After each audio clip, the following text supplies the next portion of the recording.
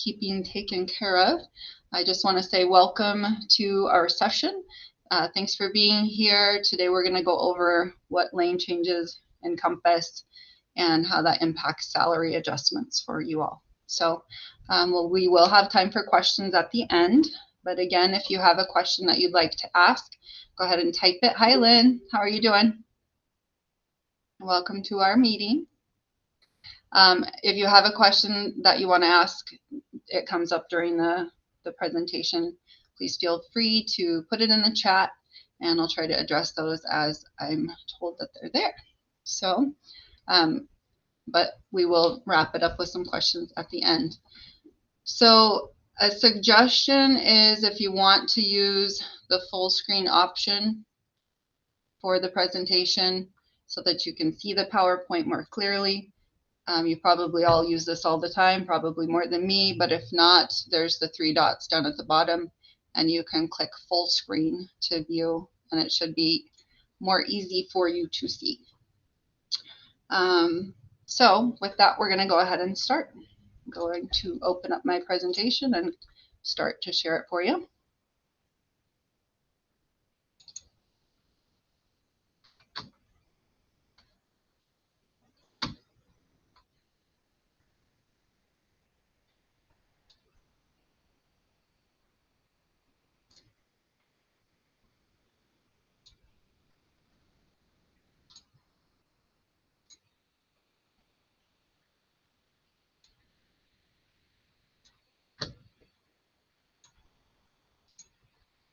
All right, so does everybody see the PowerPoint presentation?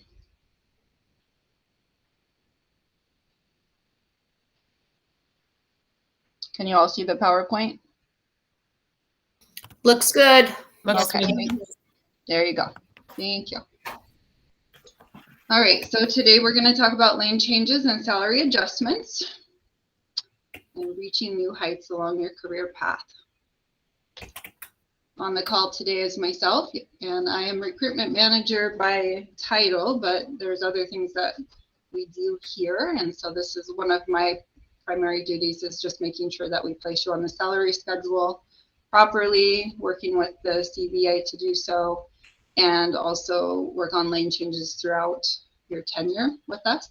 Lynn Ryder did jump on. She's the KEA Union President. Her contact information is there as well.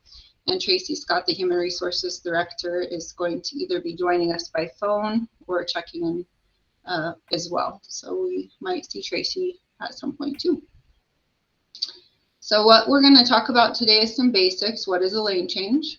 The CBA language, the process of lane change, deadlines for submission of transcripts, what qualifying courses would look like, advanced degree recognition, so for example, a master's increment, the timing of your pay increase if you qualify for a lane change, how to read a credit evaluation, which is the tool that we use to track your transcripts credits, and finally the salary schedule itself, which you all probably are fairly familiar with, having seen that in your CBA.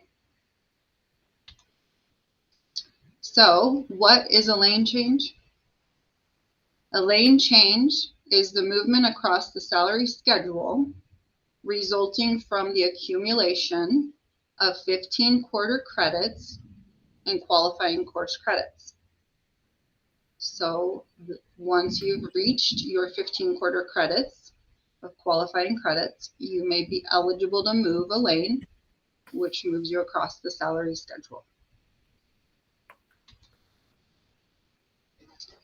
What is the basis for a lane change? So what's the language that we're looking at when we look at what a lane change, what the rules are for lane changes? We look at the KEA bargaining agreement. It's in Article 8 under basic compensation. That's where we get the main bulk of the language that we follow when looking at lane changes. I had a really ugly slide here with a cropped version of the CBA, but Tracy was like, that's just too ugly. So you simplify that one.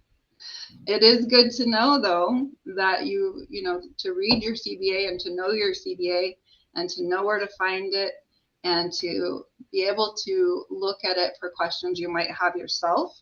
So I'm going to say that if any of you are interested in going to the Unions and Associations page on our website and looking at your KEA, CBA, it's not a bad idea.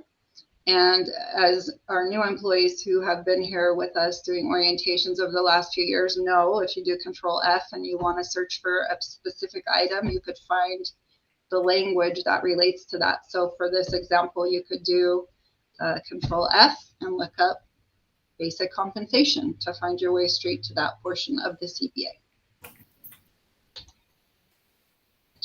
So the lane changes are a process. It's of course started on your end when you sign up for classes and start taking classes and passing classes, and then it moves over to our side of the house when you submit your transcripts to us for evaluation, and that evaluation is done. And then if you actually earn a lane change, your addendum issued. So we're going to talk a little bit more in depth about that process of getting to the point where you can actually receive that addendum for a salary increase.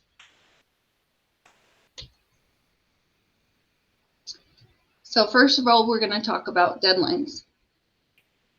So this is the CBA language from 8.2.4.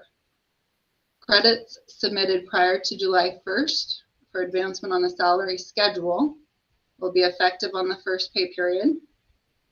Credit submissions received between July 1st and October 1st will be effective November 15th.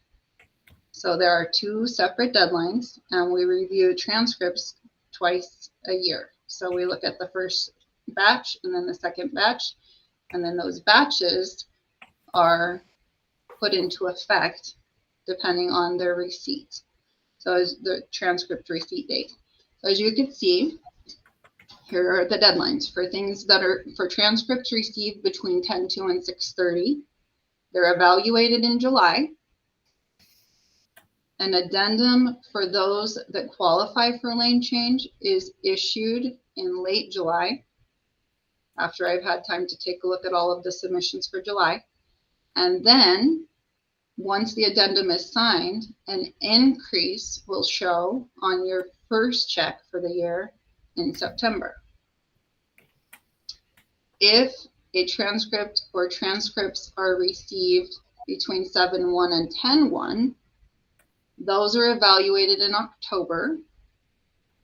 An addendum is issued, if it's applicable, in late October, and then you would see a pay increase in November, so not the first check. So any questions on that? Okay.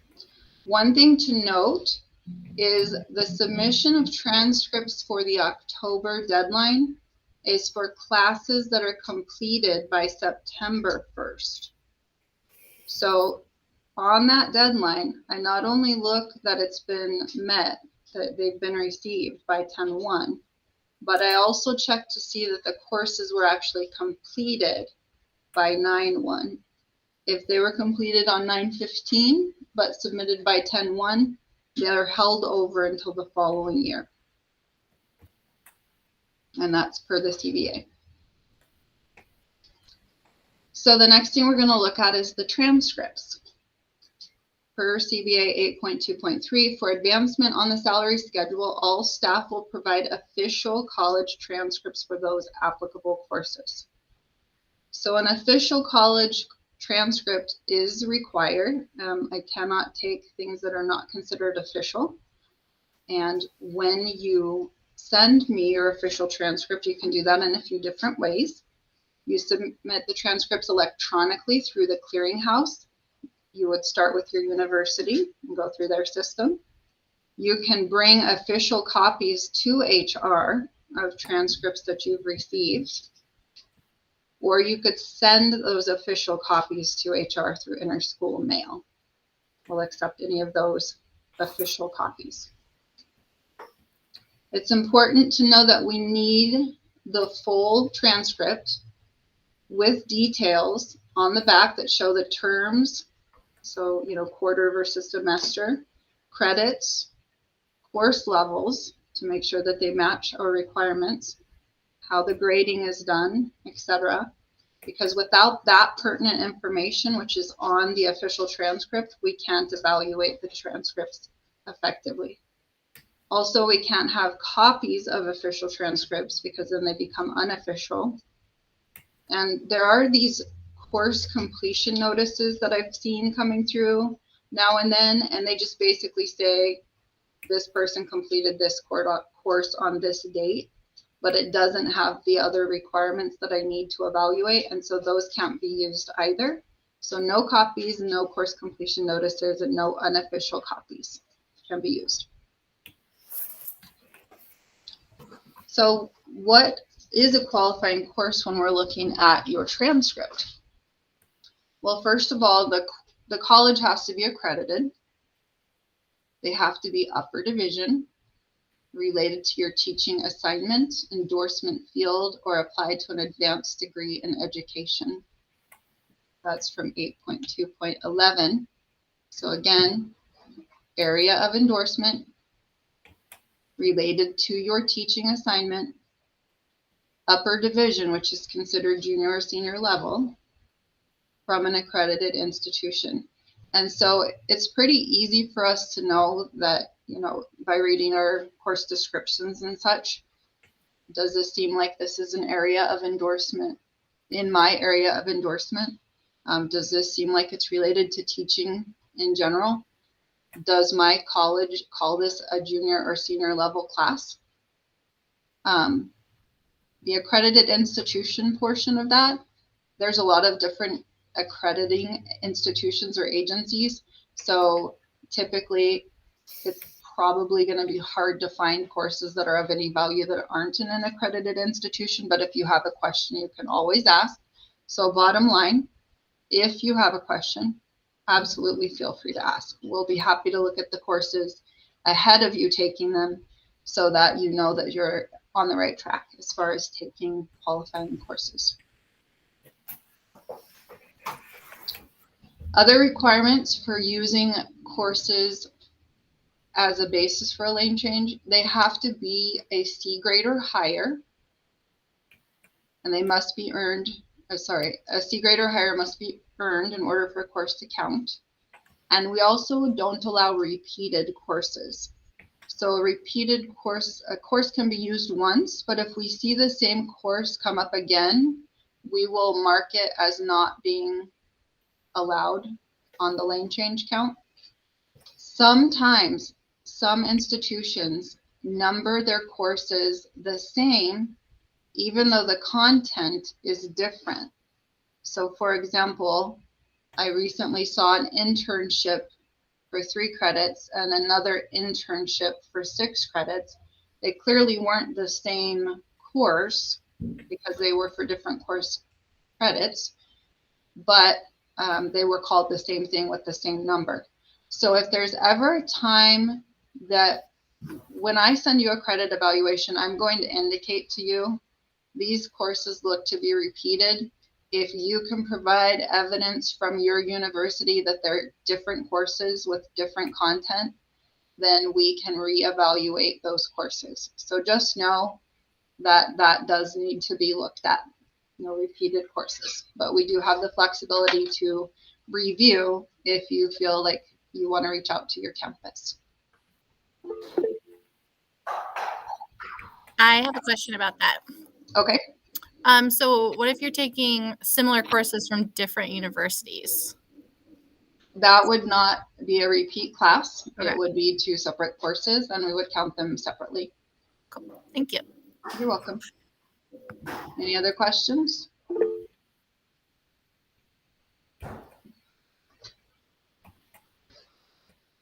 We good to move on?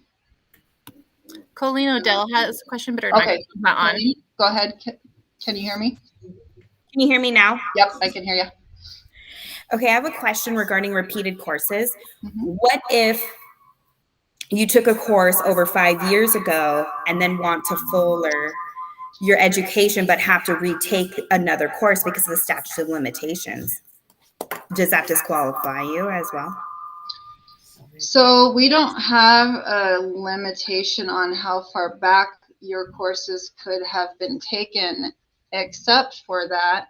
So some universities and state colleges, they make it mandated that you would have to retake a course if there's been too much of a time gap. Okay. So are you taking So the my course? question is, if the state college or university requires you to retake a course because it's been 6 years, will that count against you here with this program, with the lane change? If that same course from the same university has already been counted towards a lane change for you, then we wouldn't count it again, even if your university required you to take it again because of the time limit. If it's already been counted. If it wasn't already counted, then it could be counted. All right, thank you. You're welcome. Anybody else? Okay. So exceptions. There is language in the CBA that allows for exceptions in some instances. They do need to be approved in advance. So if you're looking at potentially taking a course that is not within our normal structure, then you would want to make sure that before you sign up and pay the price and take the time to do the course, that you actually know that we'll count it. So please get those exceptions pre-approved. Now, what is a type of exception we might be looking at? An example that I can say in recent history, for example, a woodworking class. So let's say you're a CTE instructor. There's not a lot of junior and senior level classes out there for you, but you do want to continue to advance on the salary scale.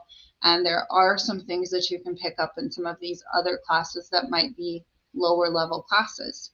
If you talk to us about that, we'll look at the class and we'll see if we can have that approved so that you would have the opportunity, just like everybody else, to move along the salary scale as well. Another example is once in a while we'll have a lower level class that's important for teaching. Like recently we've had a math class that was a lower level class, but it was specific to what that particular math teacher would be teaching at their location. And so it was found that that was of benefit and that we would want to count that. And so that was an exception that was made as well. So while we have these general rules, there are sometimes exceptions, and those can be looked at as long as they're approved in advance. Okay. So advanced degree recognition. So some of you are moving along the salary scale to receive a master's degree, for example. So you're working towards that. And as you know, probably master's degrees increase your salary under certain circumstances by an additional amount on top of your salary. So it's $2,038 extra dollars this year. It goes up next year as the salary matrix is adjusted for 22-23. So a note on that is that credit for a master's degree will be given only for a master's degree in the teacher's field or in the specialty area of the teacher. So just know that there's, you might have a master's degree in a different area, and that's not your endorsement field or your specialty area, and it may not be counted towards your salary at this time. But let's say you move into that area later, then at that time we could relook at that and add that stipend to your salary. So say you move from math to science, you're suddenly going to be able to count your master's in science to your salary. So credit evaluations we're going to talk about next. So we've had the transcripts submitted by the deadline. They have the courses all listed out. HR receives them. And the next step in the process is that they're evaluated to see if they will count. After the transcripts are reviewed based on the CBA language, the credit evaluation is completed. If you qualify for a lane change, you will be notified by email in late July for July deadlines, or late October for October deadlines. And you will receive the credit evaluation we completed for you. And you'll also receive an addendum to the contract you signed in May through the Employee Access Center. So as you know, this was our first year moving contracts into the Employee Access Center to be digitally available to sign and to later view. So you will also receive addendums now through the Employee Access Center. So that is if you do end up qualifying for a lane change. It's important to remember, because we get this question frequently, you're issued your contract in May for the following year. And that contract is not going to include the lane change evaluations because they're not done yet. You'll still sign your contract, but you'll later receive an addendum to the original contract as to show that change in your salary. So just remember, you'll get your original contract without any changes, and then you'll later get an addendum to that contract, which adjusts the amount that you'll be paid. Now, let's say you do not qualify for a lane change at this time.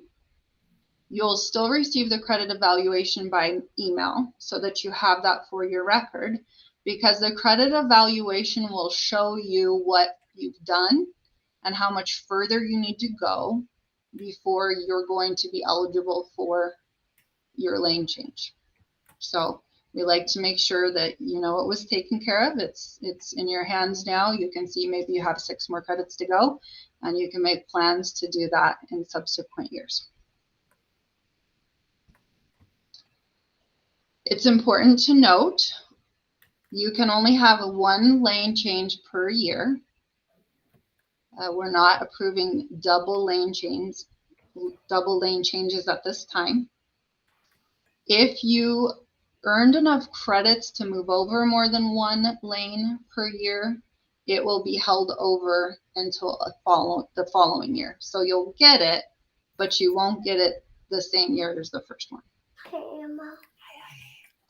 So another thing to note is you can only move 4 lanes in 5 years. If you have credits that move you more than 4 times in 5 years, you will have the lane change held 1 year and then applied the following year. So there's a gap year if that happens. So I wanted to look at a sample credit evaluation with you so that when and if you receive a credit evaluation, and maybe you haven't seen one before or you haven't seen one in a while, you would kind of know what to look for. So I'm going to move this over here.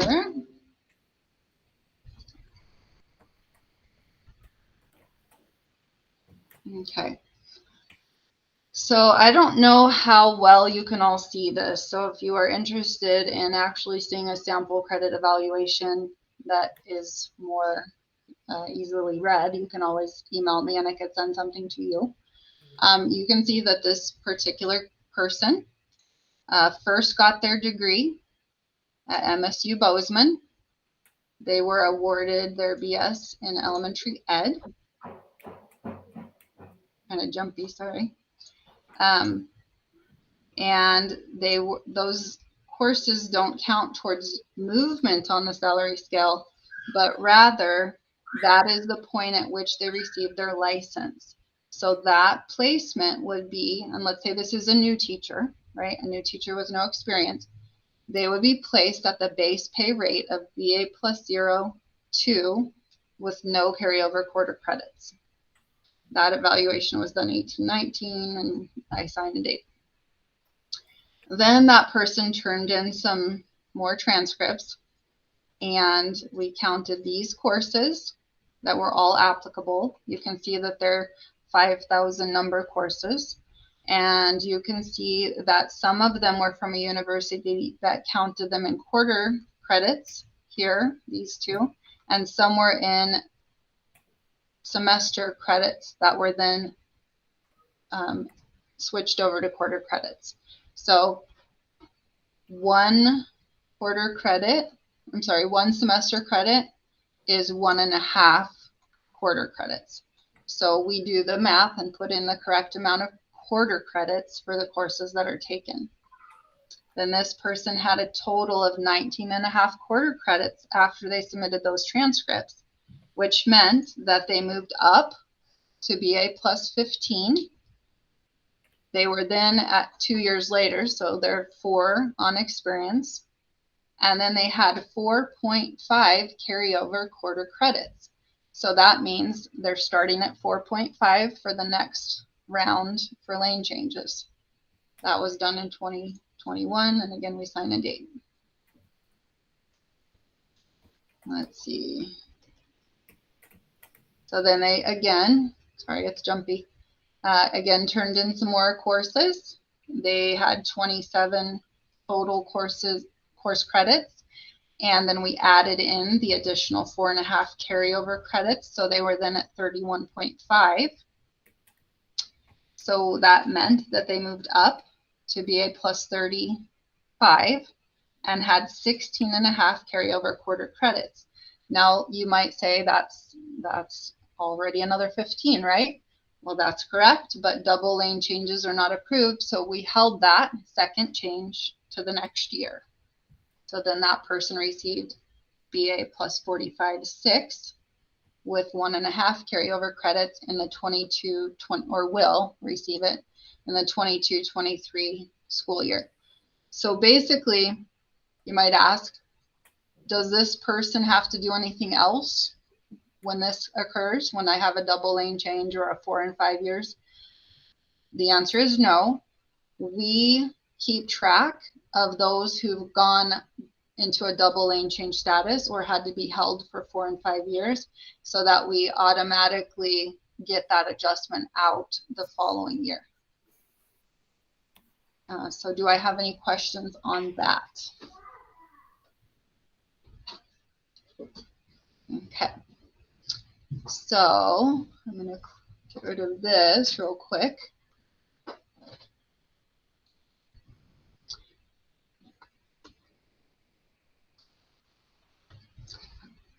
Now, the next thing I just wanted to touch on was the salary schedule and how it relates to lane changes. And so we're going to go ahead and jump into our KEA salary schedule. Maybe. It might just be easier for me to go ahead and go to the website. It's not taking me in. So let's just pull up the website.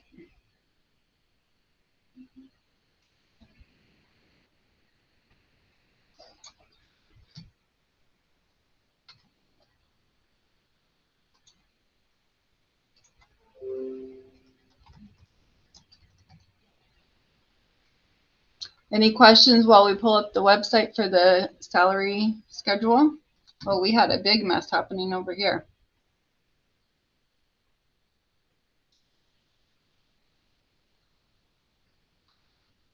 I'm going to stop presenting real quick and switch screens.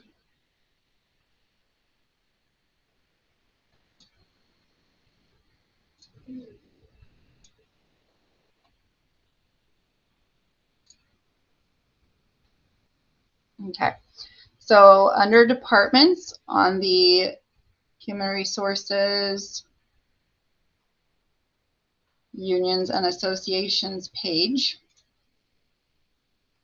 I'm sure most of you have been here. We have the certified agreement here, and we also break out the salary matrix so it's easy to find. It is always located at the end of the CBA.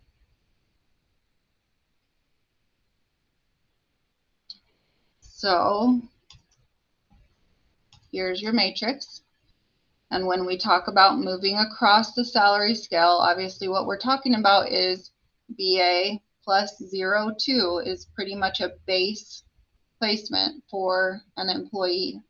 as 15 quarter credits are earned and the increase in experience, you're moving across the scale and down the scale as well. So you can continue to move over up to BA plus 75 quarter credits.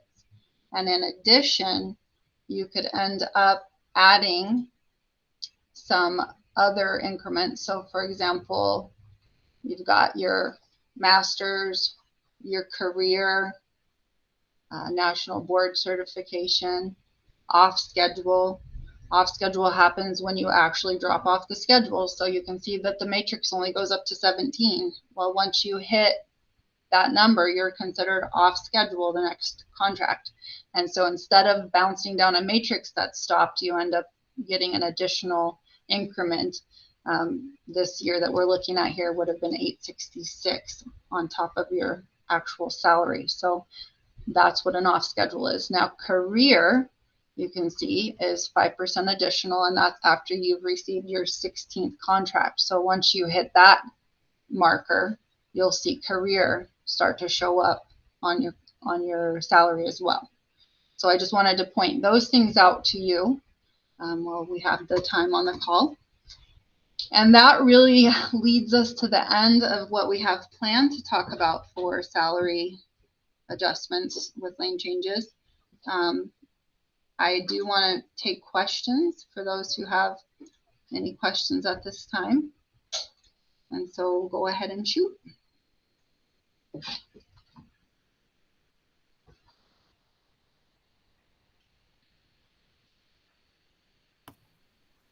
Eden, I have a question. Okay, what's that? If you go off schedule before you get all the way over to BA 75, what happens? I mean, does that base salary? It stays the same as the last number. So for example, if you're on BA 30 and it's, let's see, I'm looking at 22, 23. If you're at BA 30 and it only goes up to column 4 or row 14, Right. 61,680. 61,680 is going to apply if you're on the 15th, 16th, or 17th step as well. And then you go to off schedule. Okay, so so if I have 2 lanes to move Mm-hmm. and you hit year 17, you're sort of frozen at that last, so you don't move over to like the year 17 on BA 75. So if you get to BA 75 and then you've already hit 17 and there's no more, you can't go any further to the right. Right. You still go down, although instead of actually moving down the matrix, which is cut off at that line, instead that's when you start receiving that off schedule amount. So you'll get your matrix increase, which is a percentage every year, right? Okay. And then on top of that, you'll start to get an additional 866. Okay. Next year, it'll be an additional 8 something else or 9 something else, because that will also increase as the matrix increases. Okay. Yeah, so you don't stop. You just we don't carry the matrix out that far. Right. So we just drop it at 17 and then start adding an off schedule amount instead. Okay. Okay, it's a good question. Any other questions? Looks like Brooke has a question. If I'm a special education teacher and let's say pursuing a master's in educational leadership, does that count towards lane movement since it's not specifically in special education? The answer to that is yes. We've made it's called it's kind of like a practice that we've had that those are counted. So you would receive the master's stipend in that case. Okay, thank you. Mm-hmm. Any other questions? Eden, where would we look to know if we did have carryover credits that were just kind of hanging out? Hi, Caitlin. So you can always reach out to me to see if a credit evaluation has been done. So oftentimes if you're a new teacher, I don't do a credit evaluation because your license itself is BA +0, right? And so if you don't have any credits beyond that, I don't actually do a credit evaluation. I just say BA +0 and however many years of experience, and that's it. But if you've ever submitted transcripts or when you actually started with us, you already had more credits beyond your initial licensure, then I probably have your credit evaluation and I can share that with you so that you can see that this is what you have left to do. So Okay. reach And out to me and I'd be happy to find one for you. okay, my next question for you is, if you started on a class 5, the classes that you took to get to move over, can you use those credits? Per the CBA, you cannot. Okay. So classes that are used to move from a class 5 cannot be used towards a lane change. Okay. Thank And you. then it looks like, you're welcome. Annie, it looks like you have a question. With Brooke's question above, you said it counts as a master's stipend, but does it also qualify for lane change? So yes, because the courses that she's taking would be applicable to teaching in general, most likely, then those applicable credits. And again, each course is reviewed separately from everything else. So I'll look at, does this course specifically look like it is going to enhance that person's teaching, right? Teaching classroom management or whatever it might be. If it looks like that specific course is in, I take it in. If they take something that's like completely unrelated to education, even if it's in a teacher's program, we might second guess that. So we're really looking at every individual class to see if it counts towards a lane change. And then once they receive their master's in that program, we would also add the master's stipend. Does that answer your question, Annie? Yes, thank you. Mm-hmm. Jana asks, I have a national certification as brain injury specialist. It was an initial course test to qualify and takes 10 hours of ed per year specific to brain injury and only from certain organizations. Could this be used for national board certification? So there's only specific agencies that we count for national board certification. And so I'm actually going to look them up because I'm sure that that's not one, but I'm just going to give you all the name of the ones that it does count. Okay. Oh, no wonder I can't search it because it's only the matrix. So let me back out into the actual full CBA. Here we go. And Lynn might know off the top of her head, but I'm going to have to look at it. Let's see.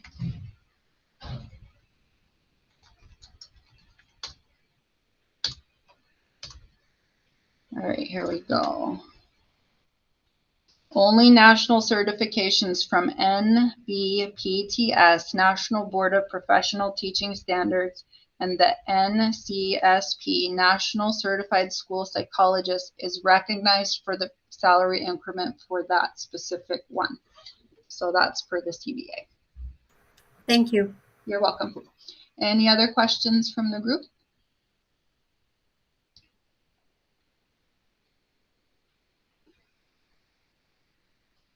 Okay.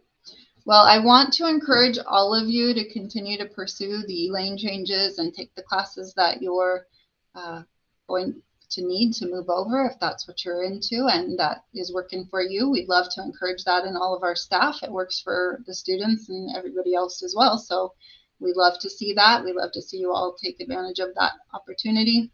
And if you end up thinking down the road, well, I really have a question now that didn't come up when we were having our session, don't hesitate to reach out to let me know that you have another question. If you want a credit evaluation from the past that gets you an idea of where you stand, please let me know. I can send that to you. And then just follow through with the lane change and we'll get you your salary adjustment. I really appreciate all of you being here. I appreciate everything that you do. I am so excited to work for this district and with all your amazing people. So thank you for everything you do. And reach out for any questions you might have. And thanks, Lynn, for being here as well. We will talk to you all later. Thank you. Thank you. Thanks, Eden. You're welcome. Thank you. Happy to help. Thanks so much. You're welcome.